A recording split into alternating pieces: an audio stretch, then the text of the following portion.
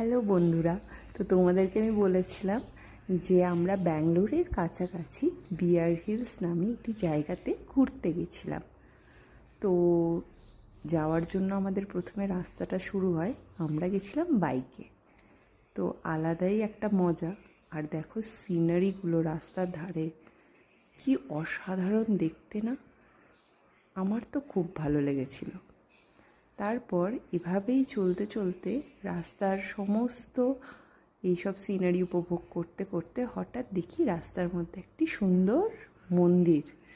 দেখো এই মন্দিরটি খুবই সুন্দর দেখতে। তারপর জঙ্গলের মধ্যে দিয়ে পেরোতে পেরোতে আমরা প্রায় অনেকটা দুপুর হয়ে গেছিল।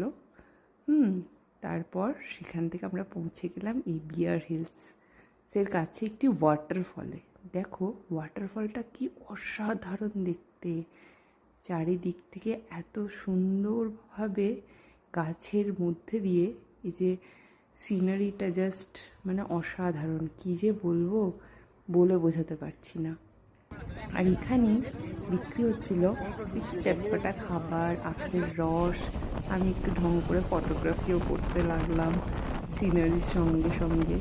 হ্যাঁ, আমার বর একটু করে দিল আর কি। তারপর আমরা এই জায়গাটিতে পৌঁছলাম, এটাই বিয়ার হিলস।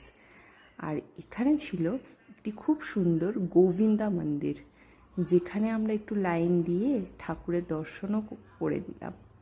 ঠাকুরের দর্শন করার পর তারপর বৃষ্টি নেমে গেছিলো। তারপর আমরা বাড়ি ফিরে গেলাম।